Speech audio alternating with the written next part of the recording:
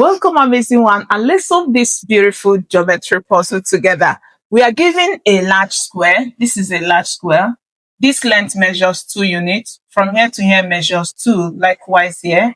And inscribed are these two shapes, the circle and the smaller square. And you notice that the two shapes are touching the size of the large square, and they are also touching each other at the center of the square, of this large square. The question is asking us, what is the radius of the circle? Now, how do we get the radius? This is the radius of the circle. How do we get this? Remember, if this is the center from the question, if this is the center of the large square, we can get a diagonal line. And this diagonal line is going to help us to answer this question.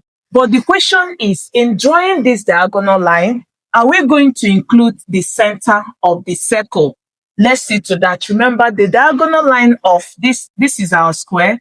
The diagonal line is that line where your y is equal to your x. This is that diagonal line. Now, let's see if this diagonal line is going to touch the center of this circle.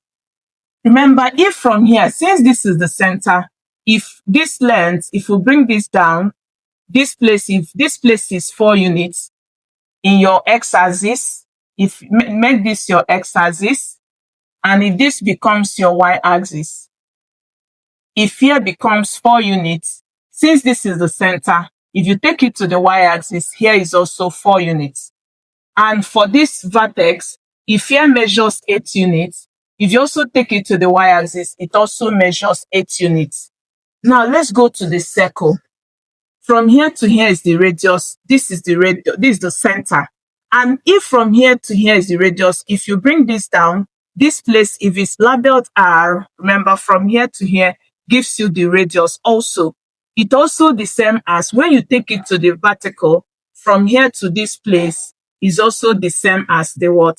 As the radius, which means that this is also the same. The x and the y are the same in the circle. And if this is true, it means that the center of the circle is also a point on the diagonal of the large square. So we are free to join this. To join this now we have, so we do it gradually. Let's join the point.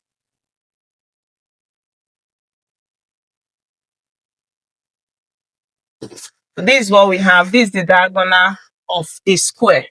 Now, working this out, remember that these right angles here for a square, right angles here. And for the bigger, you see that this has formed a right angle triangle. So let's bring it out. To do that, this is what we have. And the whole of this length from here to here measures 4 units. And remember, for the size of the square, they are always equal. So from here to here also measures 4 units. And it right angles here. Then can we try to find this diagonal line? Remember, from here to here measures the radius of the circle. To get the diagonal line, let's use D for it. To get the diagonal line, what do? Apply your Pythagorean's theorem.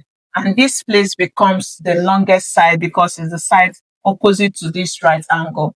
So using the Pythagorean's theorem, we have D squared is equal to these two legs, square and sum.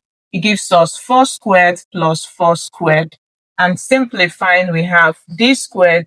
4 squared gives us 16, and this gives us 16. Simplifying this, we are going to now have D squared is equal to 16 add 16 is 32. And that gives us D is equal to remove square, you square root. So you square root 32. You take the positive and negative, but because the distance cannot be negative, we're only going to concentrate on the positive square root.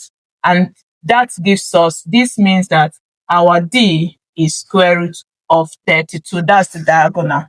Now, what do we do with this statement? Let's leave it. If you go back to this diagram, from here to here, we said measures R. We can get this length from this end down to this end. Let's say the length is measured M. What about the diagonal of the small square? From here to here, let's say it measures Y. Now, what do? If you look at the smaller square, you notice that you can bring this part out, this right angle here, since it's a square. And if your right angles from here to here is 2 units, and from here to here is 2, automatically here is also 2 units. Let's bring out this smaller square out. To do that, we have, for this is what we have. This length measures 2 units. It's right angles here. This length measures 2 units. This length measures y. Applying the same Pythagorean's theorem, we have it that this is the longest because it's opposite to the right angle. We have y squared is equal to square the two legs, sum it. It becomes 2 squared plus 2 squared. And that gives us y squared. 2 squared gives us 4. And this will give us 4. It means that our y squared will be equal to 8. Now, to get your y, it means y will be square root of 8. But to remove square, remember, is positive and negative. But since you're interested in the side, we only take the positive square root. And this gives us y as square root of 8. We are still going to keep this. Now, go back to this diagram. Remember, our target is to find the radius. Now, what do? If you go back to the diagram, you notice that this line is the tangent of the circle. Whenever a line touches the circumference of a circle at a point, that line becomes the tangent. Automatically, this line is the tangent of the circle. Now, if this is the tangent, the line from the center, which we say from the center touching any part of the circumference, we say is radius. And when this line meets with the tangent, it is always perpendicular. It makes a right angle. That is your tangent and radius theorem. Now, how does this help us? You see that this has also formed a right angle triangle. Did you see that? This smaller right angle triangle. And from here to here is the radius of the circle. And remember, from here to this place is also the radius. And if from here to here is radius, automatically this length is also the radius. So if you bring out this smaller right triangle out, let's see what we do with it. Let's bring it out. Bringing this smaller triangle out, this is what we have. From here to here measures r. From here to here measures r. And this length measures m. Now, applying the same Pythagorean's theorem, this is the longest side. So it becomes m squared. Square this, you have r squared plus r squared. Simplifying, we have m squared. This will give us 2r squared. Now, what do we do? To get m, is going to give us m will be equal to square root. We only take the positive square root because you're working with sides. Now, simplifying this is the same as m is equal to square root of 2 multiplied by square root of r squared.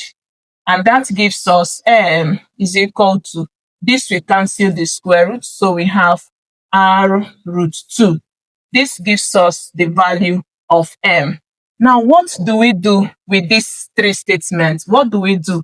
Let's recall what we stated earlier. So we recall, we said the diagonal gave us square root of 32. And then we got our y. Our y gave us square root of 8. And finally, our m, this length, gave us r root 2. Now, remember also that the diagonal, this diagonal length, which we represented as d, is equal to from here to here, which is m, plus from here to here, which is r, plus from here to here, which is y. Now, what do? We are going to substitute these values in this statement to help us to find the radius. And if you are a returning viewer, thank you for always choosing to lecture us. If you are still new, why not subscribe for the more details you will get? Make sure notification bell is on because you get updates from us every day. And if you love what we do, don't forget to give us a thumbs up. Let's keep solving this to have. We have d is equal to m plus r plus y. Let's substitute our d is this, so we have root 32 is equal to our m is r root 2 Our r still remains, then our y is given as root of 8.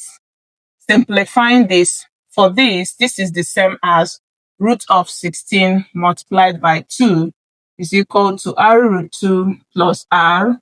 This will give us root of 4 multiplied by 2. Keep simplifying. This gives us root 16 multiplied by root 2 is equal to r root 2. Let's do it well. So we have r root 2 plus r plus this will give us root 4 times root 2. Keep solving. We now have square root of 16 gives us 4. We have 4 root 2. This gives us r root 2 plus r plus this will give us 2 root 2. Subtract this from both sides. This is giving us 4 minus this. The roots are the same, so subtract the coefficients. It gives us 2 root 2. We give us r root 2 plus r. This will cancel out. Now we still have it as 2 root 2 is equal to factor r. We have root 2 plus this will give us 1. Keep solving. We have this is the same as r into root 2 plus 1 is equal to 2 root 2. Now what to do here to get r, divide both sides by root 2 plus 1, divide both sides, and this cancels. We keep solving to have. From here, we now have r is equal to 2 root 2 divided by root 2 plus 1. Now what do? Let's try to rationalize the denominator. So we have r will give us 2 root 2 over root 2 plus 1 multiplied by, conjugate this, it gives you root 2 minus 1 over root 2 minus 1. If you simplify, r will give us, multiply this will give us, this times this gives us 2, then this will give us 2 minus this will give us 2 root 2 divided. For this, we just use our difference of 2 squares, and that gives us 2 squared minus 1 squared. This and this are the same. Now keep simplifying. R will be equal to, this times this is 4 minus 2 root 2 divided. This is squared. Remove, we have 2. 1 squared is 1. So we now have r will give us 4 minus 2 root 2. Subtract this, it gives you 1. And when you divide the number by itself, it gives you back the number. And this gives us the radius of the circle. And I hope you learned something. Don't forget to tell us how much. I'll also be curious to see your own method in the comment. Thank you for always choosing to learn through us. I hope to see you in my next video. Do have a lovely day. Bye.